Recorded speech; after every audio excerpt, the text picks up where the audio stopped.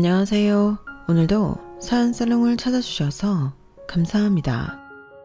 저는 올해 30살 결혼 문턱까지 갔다가 연애시장에 다시 복귀한 박하연이에요.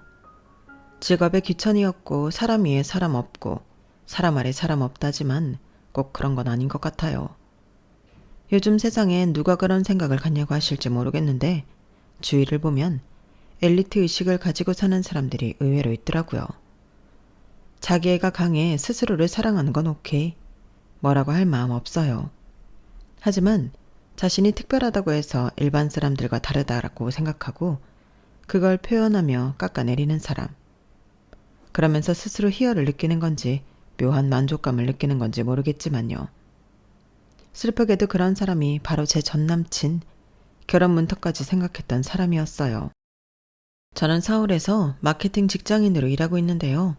벌써 입사한 지 7년이 다 되어 가네요. 회사에서는 늘 열심히 일했고 성과도 나쁘지 않았어요.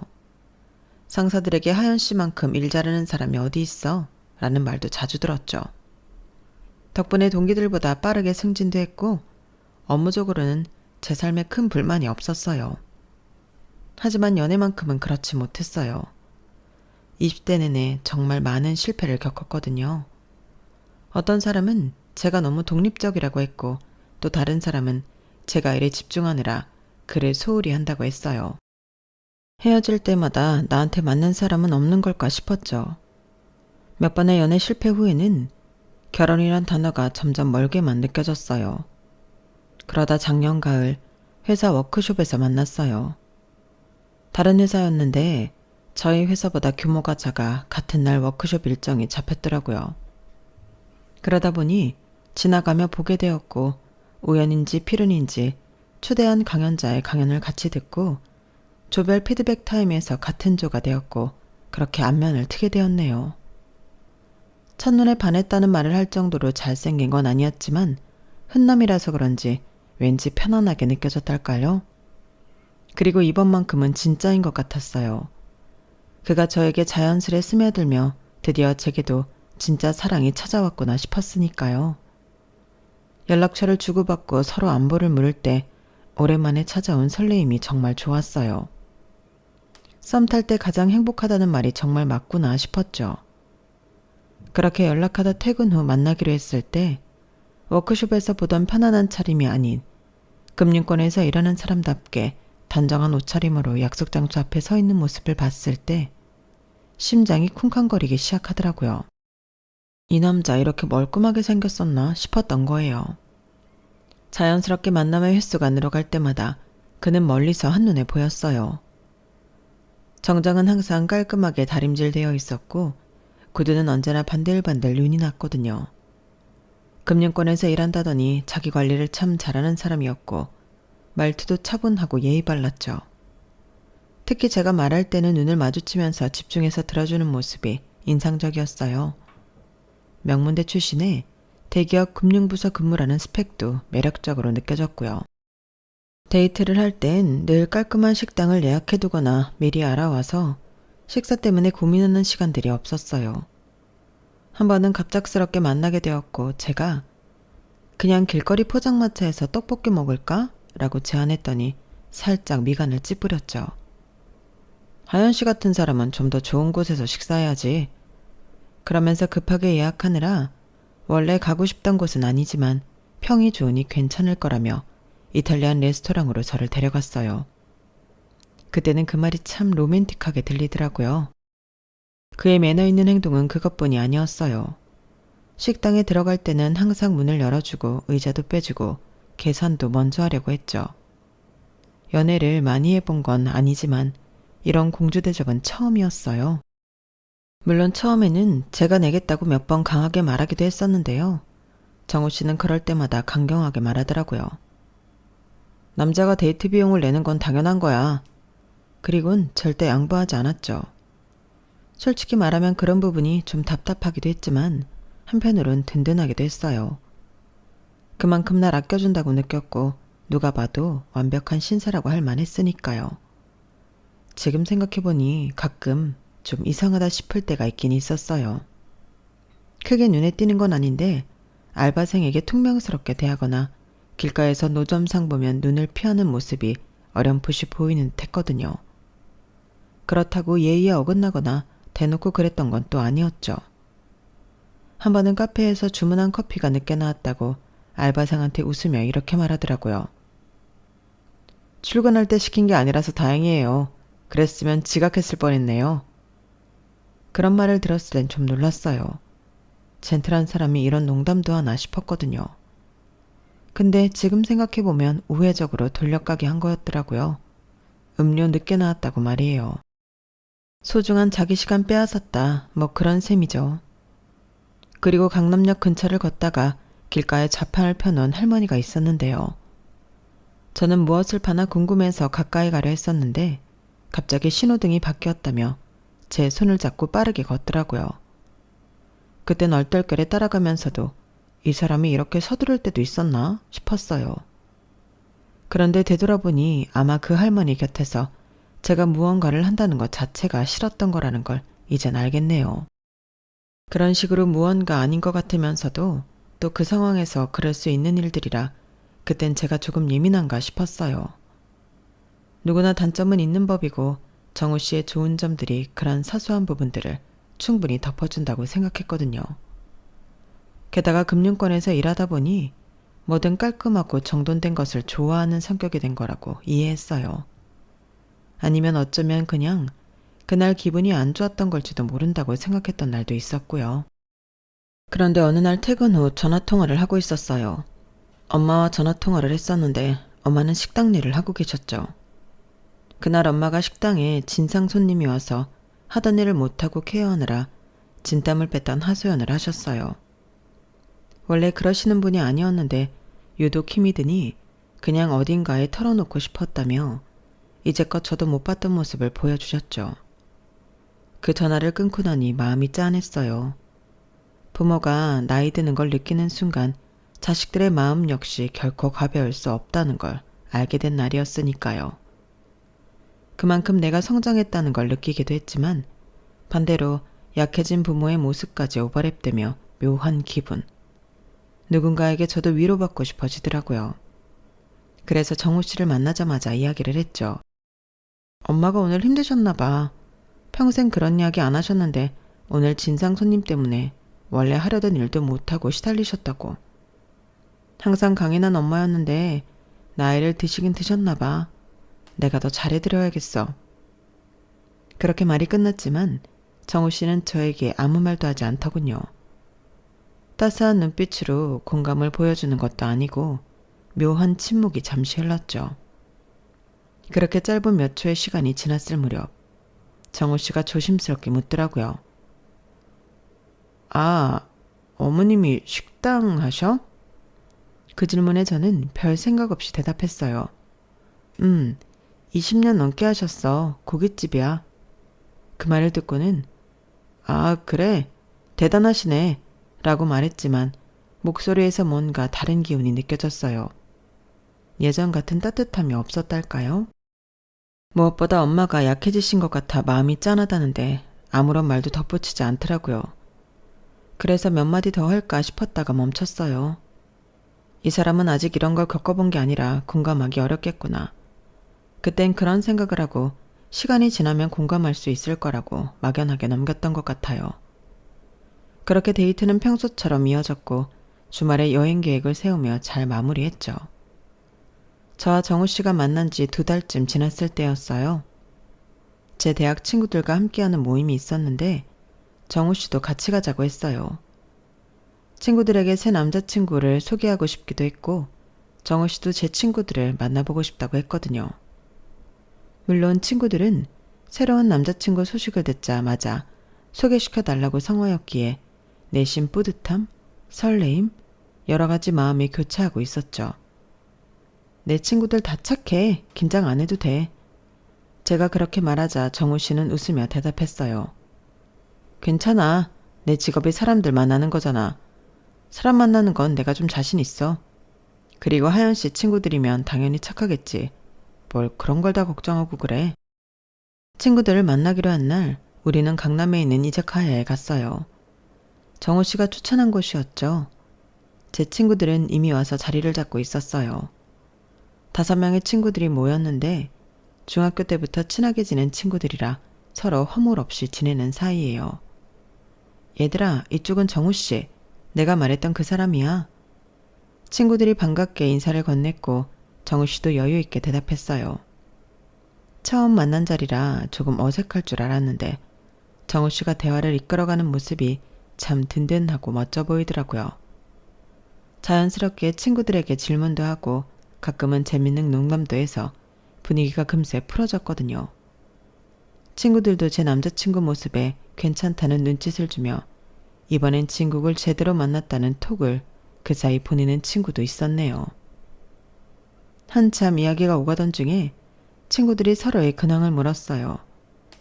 민지는 외국계 회사에 다니고 있었고 수연이는 대학원에서 연구를 하고 있었죠. 효진이는 작은 디자인 회사를 차려서 응원하고 있었고요. 그리고 지은이는 나 요즘에 부모님 카페 일 도와드리고 있어. 때마침 이직하려고 고민하던 차였는데 아버지가 좀 편찮으셔서 겸사겸사.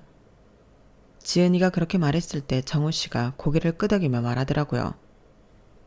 요즘 자영업도 쉽지 않다던데. 부모님 고생 많으시겠네요. 말투는 부드러웠지만 저는 순간 멈칫했어요.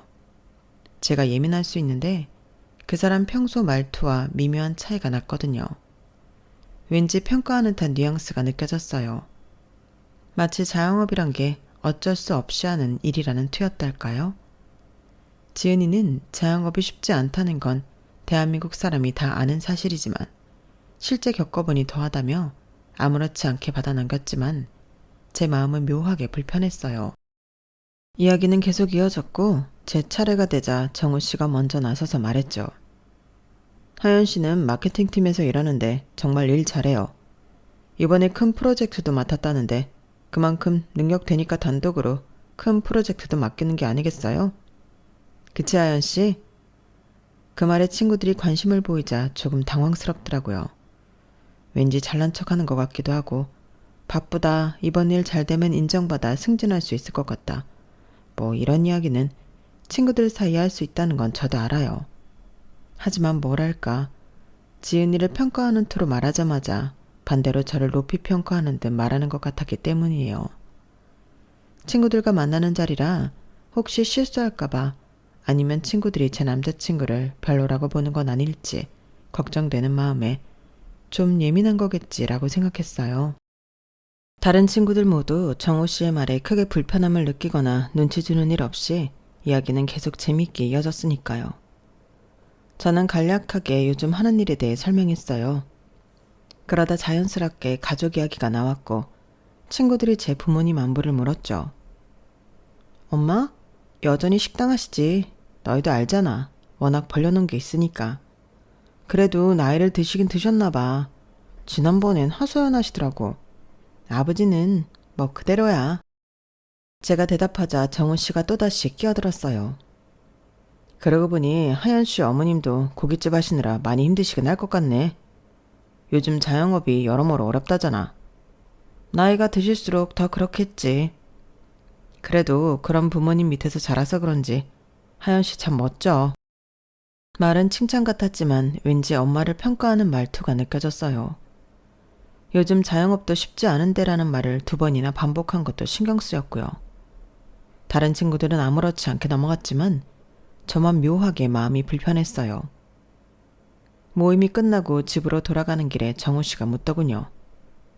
혹시 나 오늘 실수한 거 없어? 내가 너무 말을 많이 했나 싶기도 해서. 친구들 성격이 다 좋아서 나도 모르게 편하게 대한 건 아니지 싶어. 진짜 자기 친구들 다 괜찮더라. 특히 민지 씨랑 수연 씨는 대화가 잘 통했어. 다들 좋아했어.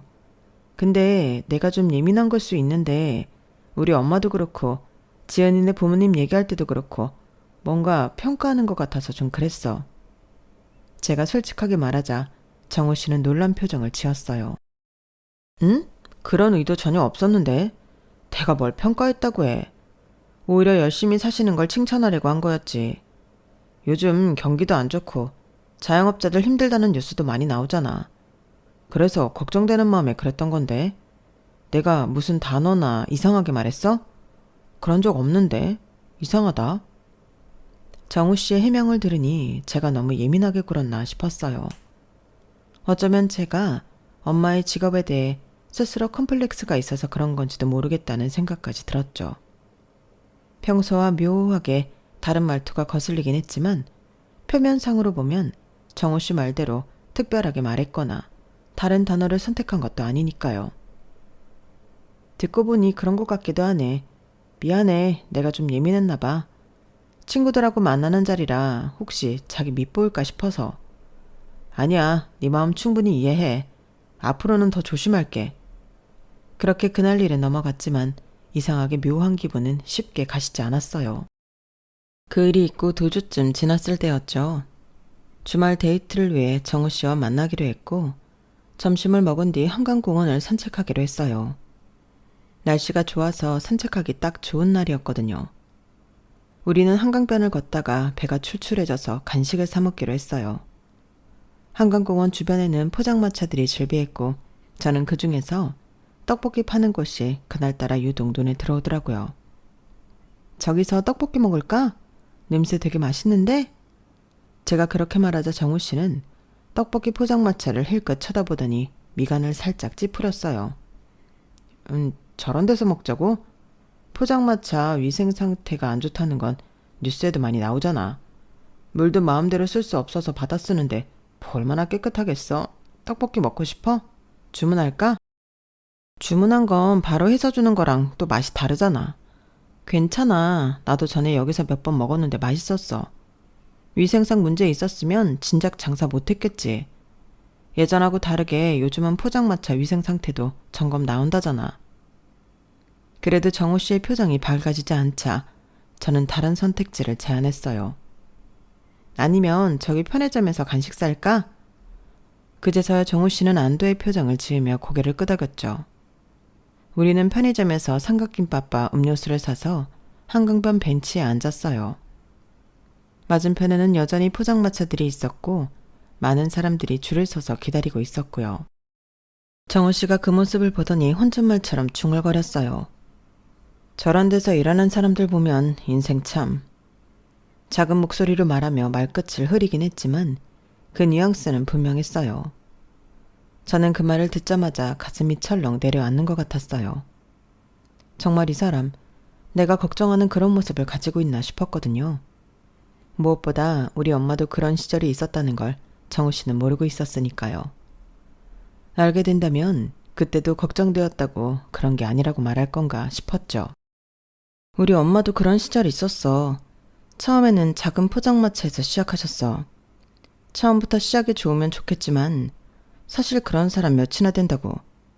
밑바닥부터 시작해 스스로를 증명하듯 더 키워나가는 거지. 혹시나 싶어 꺼낸 제 말에 정우 씨는 당황한 듯 고개를 돌렸어요. 그러더니 빠르게 화제를 돌리더군요. 아, 그러셨구나. 힘드셨겠네. 그래도 지금 노점상에서 하는 게 아니면 된 거지 뭐. 그나저나 요즘도 편의점 음식 잘 나오네. 생각보다 이거 맛있다, 그치? 그렇게 말하면 삼각김밥을 한 입 베어 물었어요. 대화는 갑자기 끊겼고 어색한 침묵이 흘렀죠. 저는 그때 정우 씨의 표정을 똑똑히 기억해요. 당혹감과 불편함, 그리고 어딘가 약간의 속내를 알 수 없는 미묘함이 섞인 표정이었어요. 그날 데이트는 별일 없이 마무리됐지만 그 순간의 기억은 제 마음 한구석에 남더군요.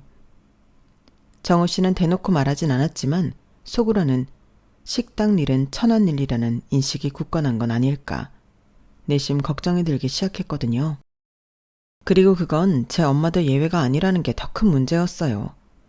아니 오히려 왜 하필이면 저희 엄마가 그런 일을 하셔? 라고 대놓고 말하지 않았지만 왠지 모르게 우회적으로 그렇게 말하는 건 아닐지 저 스스로 위축되기도 했네요. 하지만 저는 또다시 스스로를 달랬어요. 완벽한 사람은 없어. 정우 씨도 자기 생각이 있겠지. 그리고 아직 엄마를 만나본 것도 아니잖아. 섣부르게 판단하지 말자고 말이에요. 미묘한 알 수 없는 그 선을 넘나드는 그 점 외에는 정말 좋은 사람이었으니까요. 따뜻하고 배려심 많고 제가 힘들 때 항상 옆에 있어주는 사람이었어요. 명확하게 드러나지 않는 단점 아닌 단점 때문에 그의 모든 걸 부정할 수는 없다고 생각했죠. 그래서 저는 그냥 넘어가기로 했어요. 아마 시간이 지나면 정호 씨도 그런 인식이 바뀔 거라고 생각했던 탓도 이유라면 이유일 거예요. 사람 마음이라는 게 좋은 게 95%, 안 좋아 보이는 게 5%라고 생각하면 어떻게든 덮으려 한다는 걸 그때 알았네요. 문제는 다 지나고 보니 그 5%의 단점이 95%의 장점을 마이너스로 만들고도 남는다는 걸 알았지만요. 이래서 사람은 많이 만나보라고 하나 봐요. 여하튼 그로부터 몇 주 후 저는 오랜만에 대학 동기인 진우를 만났어요. 진우는 제가 대학 시절부터 친하게 지낸 친구로 졸업 후에도 종종 만나는 사이였죠. 원래는 IT 회사에서 일했는데 최근에 회사를 그만두고 다른 일을 하고 있다고 했어요. 그날 저는 퇴근 후 정호 씨와 만나기로 했는데 약속 시간보다 일찍 도착한 상태였죠. 마침 그때 진우가 연락이 왔는데 근처에서 배달 일을 하고 있다면서 잠깐 만나자고 하더라고요. 저는 반가운 마음에 바로 만나기로 했고요. 하연아, 오랜만이다. 잘 지냈어? 진우가 배달 오토바이를 세우고 헬멧을 벗으며 인사했어요. 진우는 언제나처럼 밝은 표정이었고 오토바이 뒤에는 배달 음식이 가득했죠. 진우야, 오랜만이다. 너 지금 배달 일해? 요즘에 배달앱에서 일하고 있어. 회사 그만두고 잠시 여유 좀 찾으려고. 내년에 창업할 준비도 하고 있거든. 근데 생각보다 괜찮더라고. 운동도 되고 시간도 자유롭고. 진우의 설명을 듣고 있는데 약속 시간이 다가와 정우 씨가 도착했어요. 저는 반갑게 두 사람을 소개했죠. 정우 씨, 이쪽은 내 대학 동기인 진우. 진우야, 이쪽은 내 남자친구 정우 씨야. 두 사람은 가볍게 인사를 나눴고 진우는 자기가 가져온 음식 중 하나를 내밀었어요. 야, 이거 너 좋아하는 떡볶이. 내가 배달하던 건데 주문 취소가 돼서 가져왔어. 같이 먹어. 와, 고마워. 딱 배고팠는데. 저는 기쁘게 떡볶이를 받았지만 정우 씨의 표정이 약간 굳는 것을 느꼈어요. 하지만 짧았고 이내 아무 일 없던 듯 앉을 자리를 탐색하고 있었기에 크게 신경 쓰지 않고 같이 근처 벤치에 앉아 잠시 이야기를 나눴죠. 진우가 배달 경험담을 재미있게 이야기했고 저는 웃으며 듣고 있었어요. 그때 정우 씨가 갑자기 진우에게 물었죠. 오토바이 타는 거 위험한데 언제까지 일하실 거예요? IT 쪽에 계셨다고 들었는데 불경기라고 해도 그쪽은 일자리 꽤 있지 않아요? 그 말에 저는 깜짝 놀라 정우 씨를 쳐다봤어요. 진우 역시 잠시 당황하는 것 같았지만 이내 웃으며 대답했죠. 아, 일시적인 거예요. 내년에 창업을 준비하는데 매일 앉아서 기획만 했더니 답답해서 머리도 좀 식힐 겸 용돈벌이도 할 겸. 그래도 생각보다 괜찮아요. 걱정해 주시는 마음 감사합니다. 정우 씨는 고개를 끄덕이긴 했지만 표정에서 의구심이 느껴졌어요. 그리고 진우가 다음 배달을 위해 자리를 뜨기 전 정우 씨가 또 한마디 덧붙였죠. 나중에 창업하실 때 조언 필요하시면 연락하세요. 제가 금융 쪽에서 일하니까 도움드릴 수 있을 거예요. 언뜻 보면 친절한 제안이었지만 그 말투에서 저는 왠지 정우 씨의 특권의식, 우월의식이 느껴지는 것 같았어요. 내가 당신보다 높은 위치에 있으니 도움을 줄 수 있다는 뉘앙스가 느껴졌던 거죠. 제 생각과 다르게 진우는 아무렇지 않게 고맙다고 말하며 자리를 떠났고요. 진우가 떠나자마자 정우 씨가 저에게 말했어요. 저 친구 왜 그런 일 해? IT 회사 다닌다며? 그만두고 창업 준비 중이래. 잠시 하는 거라고 했잖아. 아무리 그래도 IT 단기 알바 자리도 많은데 알바를 할 거면 같은 계통의 것을 해야 이력서에 적을 거라도 있지. 하연 씨, 저런 친구들이랑 어울리면 괜히 수준 떨어질 수 있으니 조심해. 그 말을 듣는 순간 제 귀를 의심했어요. 정우 씨가 그런 말을 할 거라고는 상상도 못했거든요. 게다가 진우는 대학 때부터 제 소중한 친구였고요. 무슨 소리야? 수준이 떨어진다니. 나랑 같은 대학 나왔어. 물론 내가 서울대를 나온 건 아니지만 수준이 떨어질 정도로 말을 하찮은 대학도 아니라는 거 정우 씨도 알잖아. 좋은 회사 다니던 애고 회사 다녀봤자 남한테 좋은 일 시킨다고 자기 일 하고 싶다는 애야. 그리고 일에 귀천이 어딨다고 그런 말을 해. 제가 어이없기도 했지만 지금까지 의심했던 게 확신이 되는 것 같아 화를 냈어요. 그러자 정우 씨는 당황하며 바로 사과를 하더라고요. 미안해, 그런 뜻이 아닌데 내가 말재주가 없다 보니까 마음을 다르게 표현했나 봐. 단지 나는 하연 씨가 그러는 것처럼 친구들도 자신의 일에 좀 더 집중했으면 하는 바람에서. 그렇지 않은 친구랑 다니다 보면 사람이니까 마음이 해이해지고 다른 생각을 할 수 있는 거니까. 그러니까 나는 지금 하연 씨 모습이 좋아서 그런 모습을 잃지 말았으면 좋겠다는 마음에서 한다는 소리가 직설적으로 나가면서 오해가 되었나 봐. 내 마음은 그게 아니었어. 미안해. 그렇게 사과하는 정우 씨를 보니 제 마음도 누그러졌어요. 어쩌면 정말로 제 성장과 친구를 걱정하는 사회 선배로서의 마음에서 한 말일지도 모르겠다는 생각이 들었죠. 하지만 그날 이후로 저는 정우 씨에게 다른 친구들을 소개시키는 것을 꺼리게 됐어요. 정우 씨는 아마도 스스로도 모르게 사람들을 계층으로 구분하고 있었던 것 같아요. 그리고 그 기준으로 저의 인간관계까지 평가하고 있었고요. 하지만 이내 사과하는 글을 보면서 그때까지도 저는 이게 사소한 단점일 뿐이라고 생각했네요. 하지만 그런 생각도 얼마 가지 않았어요. 곧 모든 것이 확연히 드러나는 사건이 발생하고 말았네요. 친구 진우와의 사건이 있은 후로도 우리는 계속 만남을 이어갔어요. 저는 정우 씨의 그런 면모가 시간이 지나면 나아질 거라고 믿었죠. 무엇보다 서로 많이 사랑했으니까요. 그렇게 만난 지 8개월 정도 된 어느 날, 정우 씨가 진지한 표정으로 저에게 말을 꺼냈어요. 하연아, 우리 이제 서로 많이 알게 됐잖아. 나 진짜 너랑 결혼하고 싶어. 갑작스러운 프로포즈에 저는 잠시 말을 잊었어요. 물론 저도 정우 씨와 미래를 함께하고 싶다는 생각은 했지만 이렇게 빨리 결혼 이야기가 나올 줄은 몰랐거든요. 그래. 나도 정우 씨랑 함께하고 싶어. 그렇게 우리는 결혼을 약속했고 자연스럽게 양가 부모님께 인사드리는 일정을 잡게 됐어요. 정우 씨 자신 부모님은 일정상 2주 뒤에나 뵐 것 같다며 우선 저희 부모님 먼저 뵙자고 하더군요. 우리 부모님이 다음 주에 미국으로 출장 가셔. 아버지가 대학 교수신데 1년 동안 연구 교환 프로그램으로 가시게 될 것 같아. 사전 답사 다녀오신다고 하셨거든. 어머니도 같이 가시고. 그래서 일단 자기 부모님께 먼저 인사드리는 게 좋을 것 같아. 그래, 그럼 이번 주말에 우리 엄마 만나러 가자. 엄마한테 미리 말해놓을게. 드디어 장인어른 될 분을 뵙는구나. 어머님은 어떤 분이야? 나 뭐 준비하면 될까? 특별히 뭘 준비할 필요는 없어. 그냥 편하게 오면 돼. 인사드리러 오는 거긴 하지만 그렇다고 앞으로 계속 볼 건데 불편하게 생각하면 오히려 그게 부담이잖아. 그 말을 하는 순간 정우 씨의 부모님은 어떤 분들일지 문득 궁금해졌어요. 정우 씨는 가끔 부모님 이야기를 했지만 자세한 얘기는 들은 적이 없었거든요. 정우 씨 부모님은 어떤 분들이야? 나중에 만나면 너무 긴장될 것 같아서. 정우 씨는 미소를 지으며 대답했어요. 우리 아버지는 S대 경영학과 교수야. 요즘은 주로 해외 대학들이랑 교류하시지. 어머니는 예전에 대기업 임원이셨는데 지금은 은퇴하시고 아버지 학회 일 도와드리고 계셔. 우리 집은 성북동에 있어.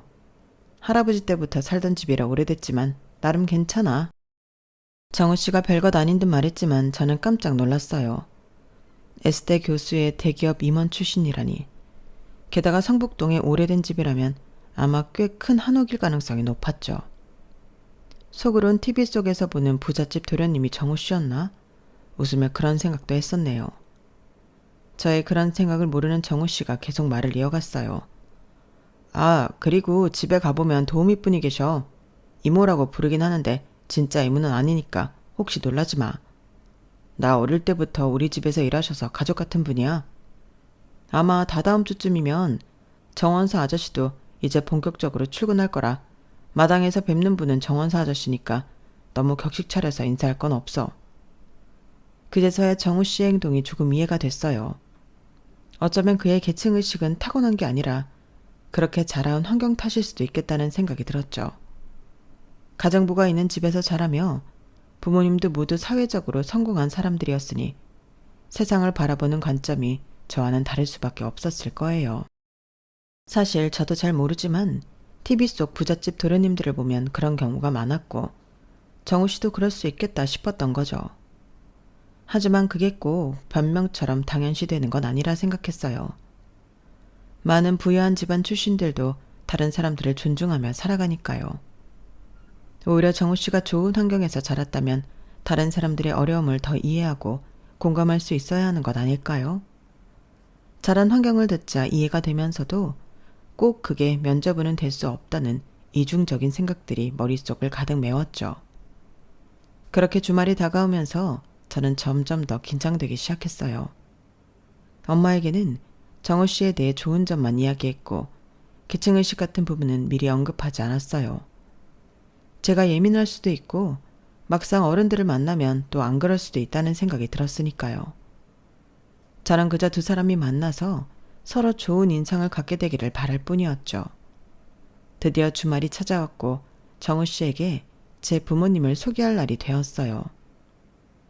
아니, 정확히는 저희 어머니를 소개할 날이었죠. 아버지는 오래전에 돌아가셨으니까요. 정우 씨는 제게 편하게 입고 오라고 했지만 막상 약속 장소에 나타났을 때는 세미정장 차림이었어요. 셔츠는 주름 하나 없이 다림질 되어 있었고 구두는 반들반들 윤이 나고 있었죠. 평소보다 훨씬 격식을 차린 모습이었죠. 와, 정장까지는 아니지만 굉장히 멋있게 차려입었네? 제가 칭찬하자 정우 씨는 쑥스러운 듯 미소를 지었어요. 솔직히 정장으로 오고 싶었어. 첫 인사드리는 자리니까. 근데 너무 과하면 부담스러울까봐 이 정도로 타협했지. 그가 넥타이를 만지작거리며 자랑스럽게 말했어요. 그래도 잘 보이고 싶어서. 그 말을 듣자 제 마음이 살짝 녹아내렸어요. 어쩌면 제가 정우 씨를 너무 색안경 끼고 보는 건 아닐까. 그저 첫 인사에 긴장한 평범한 청년일 뿐인데 제가 지나치게 예민하게 구는 것은 아닐까 하는 생각이 들었죠. 택시를 타고 가면서 저는 정우 씨의 긴장을 풀어주려 노력했어요. 너무 긴장하지 마. 우리 엄마는 식당을 20년 넘게 하시면서 온갖 사람들을 다 만나봤거든. 산전수전 다 겪으셨다고 해야 할까? 그래서 사람을 참 편하게 대해주시는 스타일이야. 정우 씨는 제 말에 고개를 끄덕였지만 순간 미간이 살짝 찌푸려지는 것을 놓치지 않았어요. 뭔가 마음에 들지 않은 건가? 싶었지만 금세 표정을 밝게 바꾸더군요. 알았어. 그래도 처음 뵙는 거라 떨리네. 괜찮아. 긴장할 거 하나 없어. 그냥 맛있게 먹고 오면 돼. 엄마가 식당 하시는 분이라 음식 맛나게 먹는 사람을 제일 좋아하시거든. 아, 그렇겠구나. 정우 씨가 희미하게 대답했어요. 그의 표정이 잠시 굳어진 것 같았지만 제가 말을 이어가자 곧 평온한 표정으로 돌아왔죠. 좋은 음식 취향이 있으시나? 특별히 좋아하시는 요리가 있으신가? 그런 건 없어. 그냥 진심으로 맛있게 먹는 모습을 보시는 걸 좋아하셔. 식당 하는 사람들이 다 그렇잖아. 자기 음식 맛있게 먹어주면 그게 최고의 칭찬이니까. 정우 씨가 고개를 끄덕이긴 했지만 왠지 말을 아끼는 것 같았어요. 아마도 첫 상견례에 대한 부담감 때문에 좀 조용해진 건가 싶었죠. 드디어 엄마의 식당 앞에 택시가 멈춰섰고 우리는 차에서 내렸어요. 저기야, 저 가게가 우리 엄마 식당이야. 제가 손으로 가리키는데 마침 식당 뒤쪽 주방문이 열리면서 엄마가 모습을 드러냈어요. 엄마는 흰 앞치마를 두르고 머리카락이 떨어지지 않도록 위생모를 꼭 눌러 쓰고 계셨어요. 손에는 두꺼운 고무장갑을 끼고 발에는 미끄럼 방지 고무 장화를 신은 채 커다란 음식물 쓰레기통을 끌고 나오시는 중이었죠. 아마 점심시간이 끝난 뒤라 주방을 정리하면서 쌓인 음식물 쓰레기를 버리려고 나오신 것 같았어요. 엄마다. 저는 자연스레 엄마를 보자 반갑게 소리치며 손을 흔들었죠. 정우 씨는 두리번거리며 어디? 하고 물었고 인사드릴 준비를 하는 듯 했어요. 저기 주방 뒤쪽에서 쓰레기통 끌고 나오시는 분. 제가 가리키자 정우 씨 표정이 순식간에 굳어졌어요. 그의 얼굴에서 혈색이 빠져나가는 게 눈에 띄게 보일 정도였죠. 저분? 저분이 어머니시라고? 빨리 가서 도와드리자. 제가 서둘러 발걸음을 옮기려는데 정우 씨가 갑자기 제 팔을 잡았어요. 그의 소나기가 생각보다 강하게 제 팔을 붙잡고 있었죠. 잠깐. 제가 놀라서 걸음을 멈추고 정호 씨를 쳐다봤어요. 왜? 아무래도 안 되겠다. 도저히 못하겠어. 그게 무슨 소리야?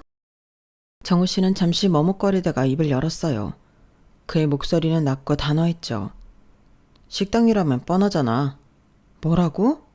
저는 제 귀를 의심했어요.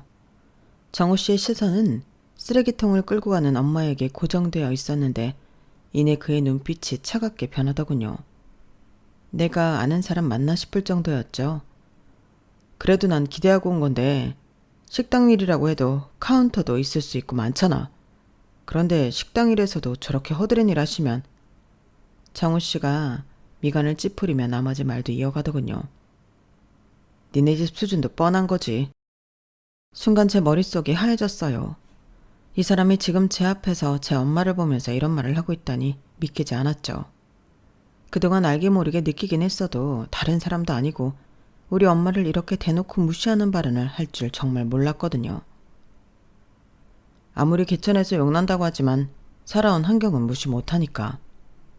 정우 씨는 계속해서 말을 이어갔어요. 그의 목소리에는 이제 어떤 망설임도 없었죠.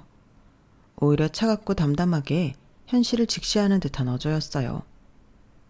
그래도 난 어떻게든 너 하나만 보고 가려고 했는데 아무래도 안 되겠다.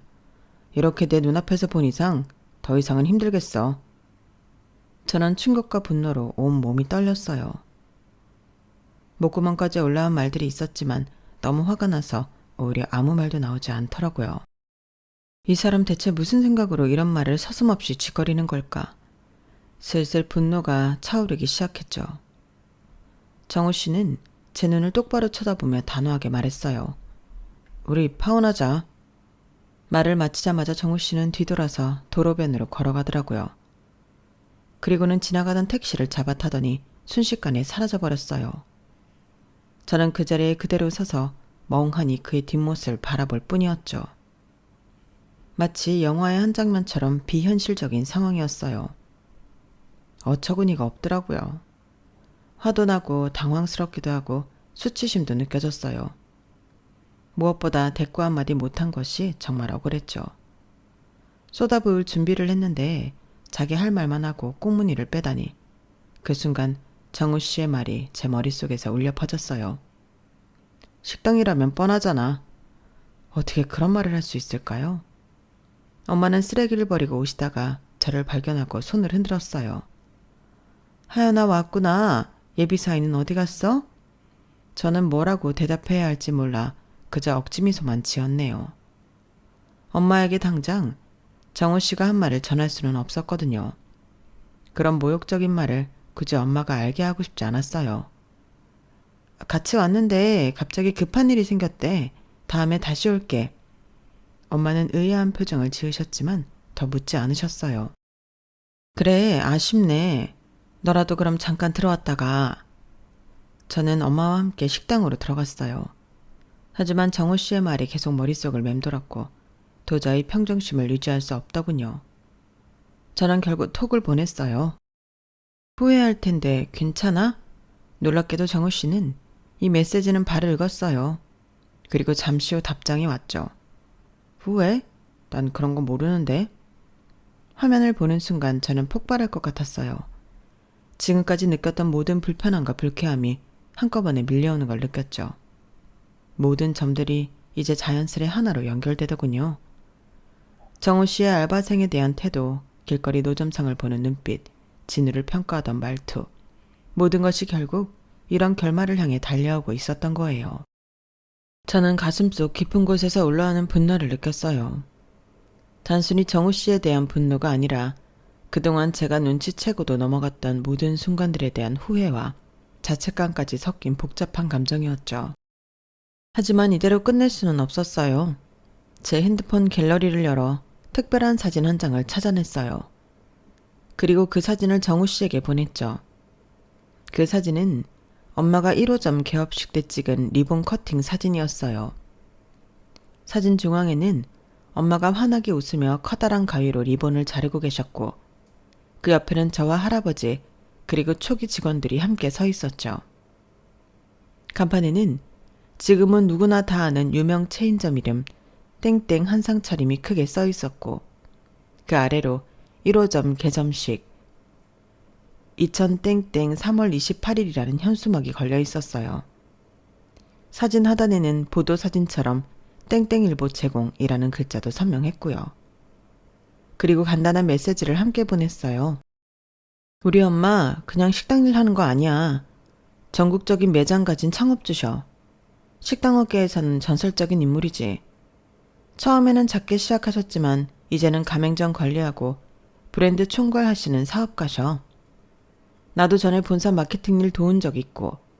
정말 후회 안 해? 이번에도 역시 바로 읽었는지 메시지 옆 숫자가 바로 사라지더군요. 하지만 답장은 오지 않았어요. 순간 너무 내가 유치했나 싶더라고요. 보나마나 강약 약각인 사람인데 그런 사람 눈높이에서 유치하게 굴었으니 나 같아도 대꾸하기 싫었겠다 싶었어요. 하지만 적어도 우리 엄마가 당신이 무시할 정도로 형편없는 사람이거나 허드렛 일 하며 힘들게 사시는 분은 아니라는 걸 보여줬다고 생각하고 마음의 평정심을 찾아갔어요. 아니, 정확하게 말하면 그러려고 했죠. 더 이상 어떤 연락도 무의미했고 계속 연락한다면 오히려 제가 목매다는 꼴이 될 테니까요. 끝이 찝찝하게 끝난 게 못내 아쉬웠지만 어차피 내 짝이 아니었다는 생각에 똥차 잘 치웠다고 생각하고 엄마가 준 커피 한 잔을 마시며 엄마 가게에 앉아 있었네요. 그렇게 10분쯤 지났을까?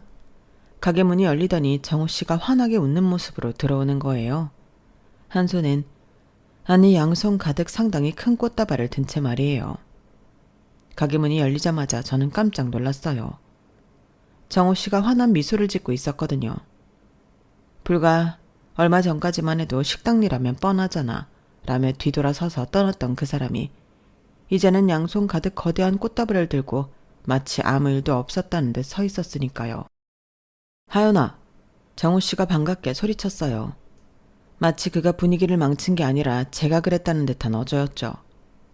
그러더니 엄마를 향해 큰 소리로 인사하더군요. 어머니 안녕하세요. 빈손으로 오는 건 예의가 아닌 것 같아 이 사람 먼저 보내고 급하게 꽃 좀 사오느라 늦었습니다. 혹시 제가 잠깐 자리를 비운 사이 하연 씨가 이상한 소리하고 그런 건 아니겠죠? 카운터에 앉아 계시던 엄마는 웃으며 정우 씨에게 다가갔어요. 만나서 반가워요. 하연이 엄마예요.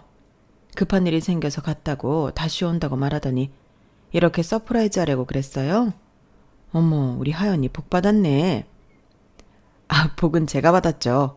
어머님 힘든 일 하시느라 고생하셨을 텐데 하연 씨 낳아주시고 이렇게 예쁘고 능력 있는 여성으로 키워주시기까지 정말 대단하세요. 어머, 우리 하연이가 그렇게 좋아요? 만나자마자 비행기를 마구마구 태우네. 어지러우니까 그런 말 앉아서 해요. 하연아, 너는 남자친구가 왔는데 표정이 왜 그래? 여기 앉아 있어요. 주방 마무리하고 나올 테니. 그렇게 말씀하시곤 엄마는 주방으로 들어가셨어요. 저는 차갑게 말했죠. 왜 왔어? 왜 오긴 어머니한테 인사드리기로 했잖아. 인사드리러 왔지. 설마 아까 내가 이상한 말 했다고 그 말 진심이라고 믿는 건 아니지? 내가 아까 말했잖아. 난 후회하는 일 안 한다고. 자기가 꽃 같은데 돈 쓰는 거 싫어하니까 그렇게 말할 수밖에 없었어. 어머님들은 꽃 좋아한다고 우리 엄마가 그랬거든. 나이가 들수록 꽃 선물 받을 일이 없어서 꽃 선물 받으면 좋다고. 그래서 그랬지. 미안. 내가 너무 심하게 말했지? 자기 놀란 마음 알아. 근데 그렇게 안 했어 봐. 내가 그때 택시 타고 혼자 꽃 사러 갈 수나 있었겠어? 아마 빈손으로 여기 앉아서 어머님하고 이야기하고 있었을걸? 점수도 못 따고 말이야. 봤지? 어머니 꽃다발 보시더니 환하게 웃음 지으시는 거. 이런 게 필요하다니깐. 어찌나 말을 청산유수처럼 잘 하시던지. 정말 주둥아리를 꼬매고 싶다는 생각이 저도 모르게 머릿속에 떠올랐어요. 제가 평소에 이 사람처럼 정호 씨를 하대하는 생각을 단 1%만 했어도 생각보다 손이 먼저 나가서 주둥이를 때리는 건데 아쉽다는 생각이 들 정도였죠. 그 입 다물어. 왜? 아직 화 안 풀린 거야? 그래도 어머님한테 별말 안 한 거 보면 자기도 내가 한 말 거짓말이라는 거 안 거잖아. 역시 우리는 잘 통해. 그나저나 어머님 주방에 정리하실 게 많으신가? 오래 걸리시네. 안 되겠다. 내가 들어가서 도와드려야겠다. 그러더니 주방으로 자리를 옮기더라고요. 그 모습을 찬찬히 보고 있었어요. 그래, 너라는 인간의 밑바닥 끝을 보자는 심산이었죠. 주방으로 들어간 그놈 덕분인지 때문인지 모르지만 엄마가 이내 등 떠밀려 나오셨어요. 물론 주방에 계시던 다른 일 하시는 분들까지요. 물 청소하는 건 자신 있으니 자기가 하겠다며 주방 장화나 앞치마 같은 것도 하지 않은 채 쩔쩔매는 그의 모습을 보고 있자니 헛웃음이 나오더라고요. 아유, 우리 하연이 남자 잘 골랐네. 이렇게 잘 보이고 싶을 정도면 환장하게 좋은갑다. 그러게 말이에요. 지금까지 데리고 온 남자 중에 제일 적극성을 띠네요. 그래도 근성은 있어 보여요. 그쵸? 일하시는 분이 우스갯소리로 말하자 엄마는 듣기 좋았는지 아니면 정말 그놈을 좋게 보셨는지 칭찬을 하시더라고요. 주방에서 나와 앉으신 엄마와 주방 직원분들은 한동안 정우 씨의 행동을 지켜보더니 킥킥거리며 웃으셨어요. 엄마가 저를 보더니 눈짓으로 어떡할래? 라고 물으시는 것 같았죠. 저는 도저히 참을 수가 없었어요.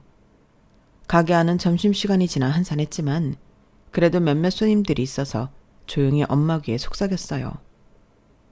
엄마, 5분만 시간 줘. 이 사람 진짜 엄마 보고 식당 일 하면 뻔하잖아 라면서 도망갔다가 내가 보낸 사진 때문에 다시 온 거니까 이따 자세히 알려줄게. 엄마의 표정이 순간 굳어졌다가 이내 미소를 지으셨어요. 그래? 그럼 엄마가 좀 도와줄까? 저는 고개를 끄덕였어요. 엄마가 주방으로 들어가셨고 곧 주방에서 정우 씨와 함께 나오셨어요. 정우 씨의 셔츠는 물에 젖어 있었고 머리는 헝클어져 있었어요. 하지만 얼굴에는 환한 미소가 가득했죠. 하연아, 어머니랑 좀 이야기했어. 정말 대단한 분이셔. 이렇게 큰 체인점을 운영하시면서도 겸손하게 직접 일하시고 진짜 존경스러워. 엄마는 정우 씨의 말을 들으며 미소를 지으셨어요. 그러더니 갑자기 말씀하셨죠. 그나저나 아까 하연이 말로는 식당 일하면 뻔하다며 도망갔다가 돌아왔다던데 그게 무슨 얘기예요? 정우 씨의 얼굴이 순간 하얗게 변했어요. 그게 제가 너무 긴장해서 그냥 농담 같은 농담이었어요? 그래서 우리 딸이 그렇게 상처받았나 보네.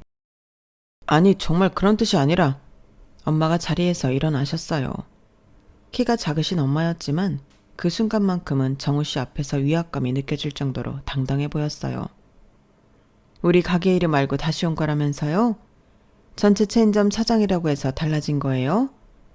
정우 씨는 말문이 막힌 듯 했어요. 주변의 직원들과 몇몇 손님들도 상황을 지켜보고 있었죠. 저기 그게 아니라 저는 진심으로. 젊은 사람을 겉으로만 판단하면 안 돼요. 제가 처음에는 포장마차로 시작했다는 거 하연이가 얘기 안 했나요? 길거리에서 떡볶이 팔던 시절도 있었어요. 그때 저를 봤다면 도망갔을 텐데. 정우 씨는 이제 땀을 뻘뻘 흘리고 있었어요. 제가 정말 잘못했습니다. 다시는 그런 일 없을 거예요. 우리 하연이는 누구보다 똑똑하고 마음 따뜻한 아이예요. 그런 아이를 겉모습이나 직업으로 판단하는 사람이랑은 어울리지 않아요. 이제 가보세요. 정우 씨는 잠시 서 있다가 마지막으로 제게 도움을 청하는 듯 쳐다봤어요. 하지만 저는 차가운 눈빛으로 그를 바라볼 뿐이었죠. 그 이름 하나에 흔들릴 정도면 넌 나랑 안 맞아.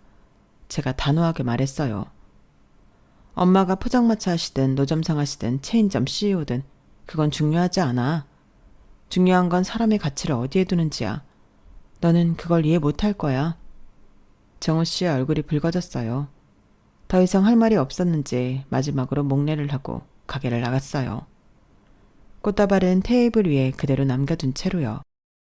그렇게 저는 결혼 문턱까지 갔다가 다시 연애시장으로 복귀하게 되었어요.